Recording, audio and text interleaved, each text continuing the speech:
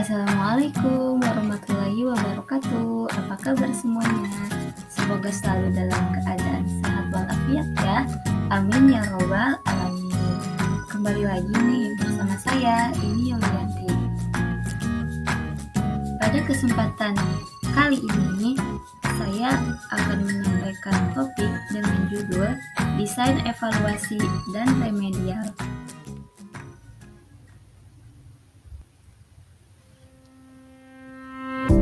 Selanjutnya, kita akan membahas pengertian desain evaluasi. Evaluasi menurut Kamus Besar Bahasa Indonesia adalah penilaian, sedangkan menurut istilah, evaluasi adalah suatu tindakan untuk menentukan nilai dari sesuatu. Zainul dan Nasution mengatakan bahwa evaluasi adalah proses pengambilan keputusan menggunakan informasi yang diperoleh melalui pengukuran hasil belajar, baik menggunakan instrumen tes maupun non-tes. Desain evaluasi adalah suatu kondisi dan prosedur yang diciptakan oleh evaluator untuk mengumpulkan data. Kebanyakan pendidik ketika mendengar istilah evaluasi akan langsung mengarah kepada desain penelitian yang sudah umum seperti pretest dan desain post-test.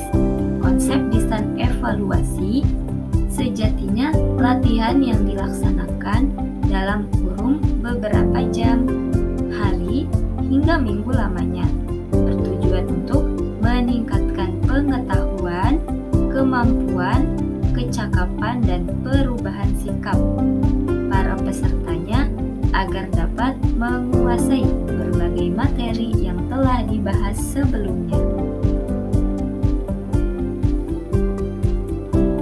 Prinsip-prinsip evaluasi pembelajaran. Yang A, ada prinsip kontinuitas, terus-menerus atau berkesinambungan. B, ada prinsip komprehensif, itu keseluruhan. Lalu yang C, ada prinsip objektivitas. D, evaluasi harus menggunakan alat pengukur yang baik. Tentunya menggunakan alat pengukur yang baik pula alat pengukur yang valid. Teknik evaluasi pembelajaran. Yang A, ada teknik tes. Tes adalah alat atau prosedur yang dipergunakan dalam rangka pengukuran dan penilaian di bidang pendidikan yang berbentuk pemberian tugas atau serangkaian tugas, baik berupa pertanyaan-pertanyaan atau perintah-perintah oleh tes, sehingga dapat dihasilkan nilai yang melambangkan tingkah laku dengan nilai-nilai yang dicapai oleh tes lainnya atau dibandingkan dengan nilai standar tertentu. Ditinjau dari segi yang dimiliki oleh tes sebagai alat pengukur perkembangan belajar peserta didik, tes dibedakan menjadi 1. Tes diagnostik, 2. Ada tes formatif, yang ketiga ada tes sumatif. Selanjutnya ada teknik non-tes. Teknik dengan non-tes, penilaian atau evaluasi hasil belajar peserta didik dilakukan dengan tanpa menguji peserta didik, melainkan dengan skala bertingkat, kuesioner, ataupun wawancara. Kemudian bisa melalui pengamatan atau observasi dan riwayat hidup. Selanjutnya ada langkah-langkah dalam evaluasi pembelajaran.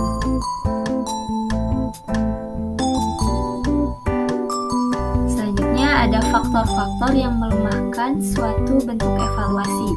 Yang pertama ada sejarah, kedewasaan, ujian, instrumentasi, ketidakstabilan, seleksi, dan moralitas. Selanjutnya ada tujuan dan fungsi evaluasi pembelajaran. A, memberikan umpan balik terhadap proses belajar mengajar dan mengadakan program perbaikan bagi siswa. B, menentukan angka kemajuan masing-masing siswa yang dipakai sebagai laporan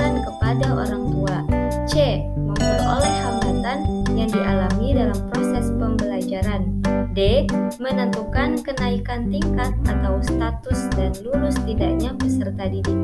E. Menempatkan peserta didik dalam situasi belajar mengajar yang tepat, misalnya dalam menentukan program studi atau jurusan dengan tingkat kemampuan dan karakteristik peserta didik.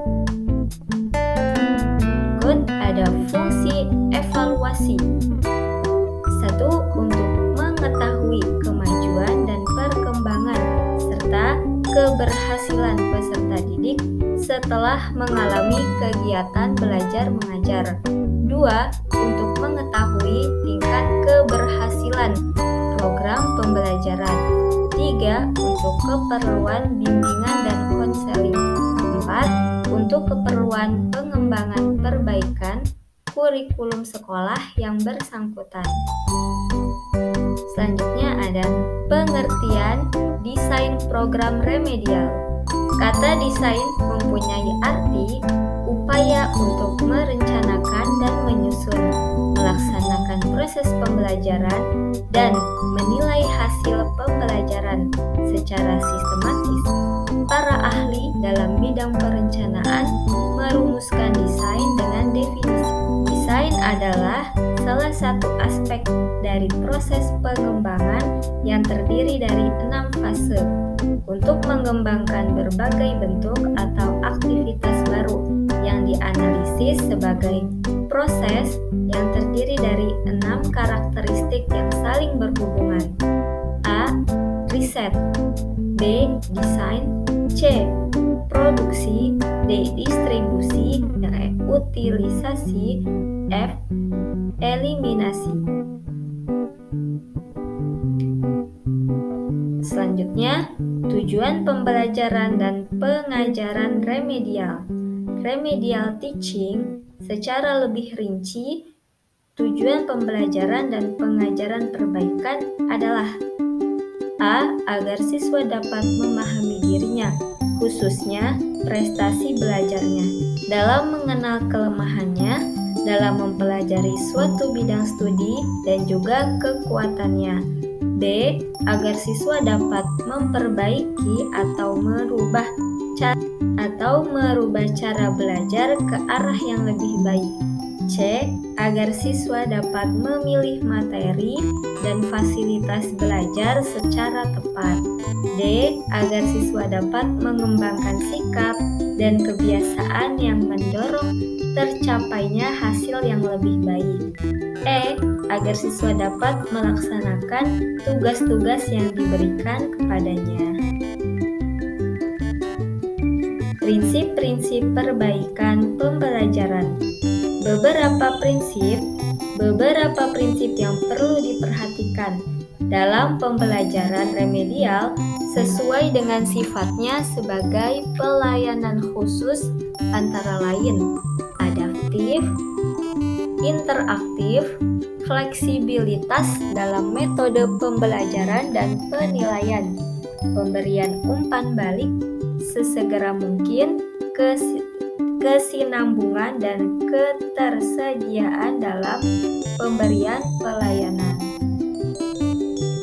Langkah-langkah mendesain program remedial pendidikan agama Islam. A. Penjelasan kembali oleh guru. B. Penggunaan media dan alat peraga dalam mendukung metode pembelajaran yang sesuai. C. Studi kelompok. D.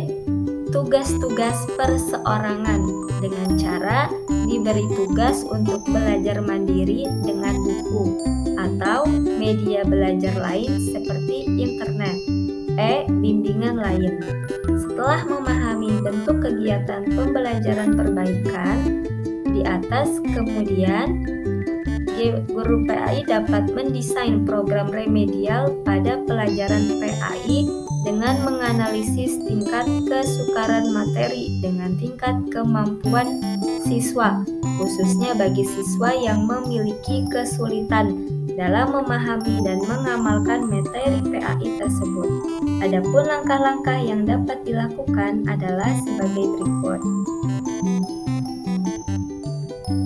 A. Identifikasi kasus. D. Menentukan gejala kesulitan belajar yang dialami siswa dan mengetahui di manakah kelemahan-kelemahan itu dapat dialokasikan. C.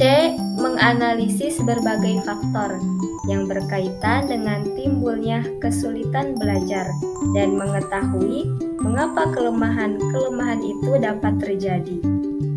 D. Menyusun rekomendasi penyembuhan yang akan dipergunakan dalam pengajaran remedial. E. Menentukan bagaimana upaya penyembuhan atau pencegahan terhadap kelemahan atau kesulitan dalam belajar. Baik, sekian dari saya. Terima kasih. Mohon maaf apabila ada kesalahan dalam penyampaian materi tersebut. Selanjutnya, Assalamualaikum warahmatullahi wabarakatuh. Sampai berjumpa kembali di video-video selanjutnya.